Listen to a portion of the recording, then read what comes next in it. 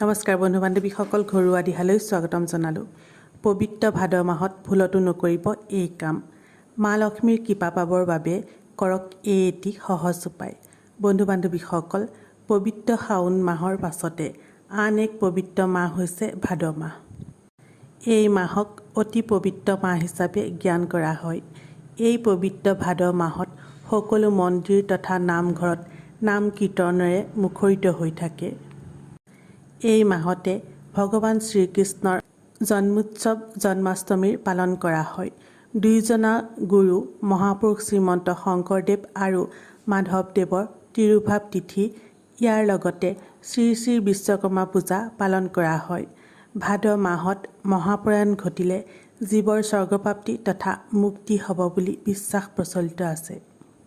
বন্ধু বান্ধৱীসকল, যদিহে ভিডিঅ'টো চাই ভাল লাগে এটা লাইক কৰিবলৈ নাপাহৰিব।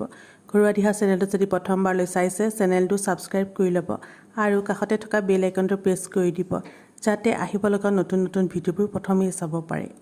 পাপ নাশ আৰু পুণ্য প্ৰাপ্তিৰ কাৰণে এই পবিত্ৰ ভাদ মাহত কিছুমান বস্তু ত্যাগ কৰিব লাগে। যি দীৰ্ঘায়ু প্ৰাপ্তি বিচাৰে আৰু সন্তান বিচাৰে তেওঁ এই মাহত গুড় আৰু তেল ত্যাগ কৰিব লাগে। এই মাহত বিশেষকৈ দৈ খাব নালাগে। আয়ুৰ্বেদ আৰু ছায়েন্সেও এই কথা মানে যে এই মাহত দৈ খালে বাত পিত্তৰ প্ৰবৃত্তি বঢ়ায়। কিন্তু পঞ্চামৃত হিচাপে দৈ খাব পাৰে। দ্বিতীয়তে, এই পবিত্ৰ ভাদ মাহত যিমান পাৰে সিমান গৰুৰ গাখীৰ খাব লাগে, মাখন আৰু ঘিউ খাব লাগে। এই মাহত ঘিউ খালে মগজু অধিক তীক্ষ্ণ হয়। ইয়াৰ লগতে শাস্ত্ৰ অনুসৰি এই ভাদ মাহত গৰুক যিমান পাৰে সিমান সেৱা কৰিব লাগে, কিয়নো গৰুত ৩৩ কোটি দেৱ দেৱীৰ বাস মনা হয়। ভাদ মাহত গৰু সেৱা কৰিলে সকলো গ্ৰহ দোষ নাইকিয়া হয়, ঘৰলৈ সুখ সমৃদ্ধি আহে। ৩ নম্বৰতে, ভাদ মাহত গা ধোৱা পানীত নিমখ মিহলাই গা ধুলে সকলো পাপ দূৰ হয়।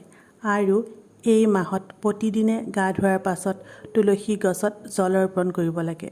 জল অৰ্পণ কৰোঁতে ওম নমো ভগৱতী বাসুদেৱায় নমঃ মন্ত্ৰ যিমান পাৰে সিমান বাৰ উচ্চাৰণ কৰিব।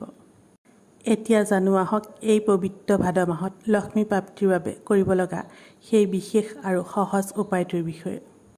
এই উপায়টো আপুনি যিকোনো দিনতে কৰিব পাৰিব, কিন্তু সন্ধিয়া সময়ত কৰিব। সন্ধিয়া সময়ত স্নান কৰাৰ পাছত শুদ্ধ বস্ত্ৰ পৰিধান কৰি ল'ব। ইয়াৰ পাছত আপোনাৰ গোসাঁই ঘৰত থকা মা লক্ষ্মী আৰু শ্ৰীহৰি বৈষ্ণুৰ পূজা আৰাধনা কৰিব আৰু সেই সময়ত 21টা চাউল অৰ্পণ কৰিব। চাউলকেইটা যাতে ভগা নহয় এই কথালৈ মন দিব।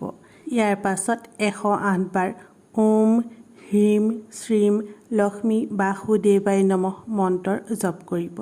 তাৰ পাছত মা লক্ষ্মীক আপোনাৰ সকলো মনোকামনা জনাই সেৱা কৰিব। পাছদিনা চাউলকেইটা আপুনি আপোনাৰ টকা পইচা থোৱা ঠাইত থৈ দিব।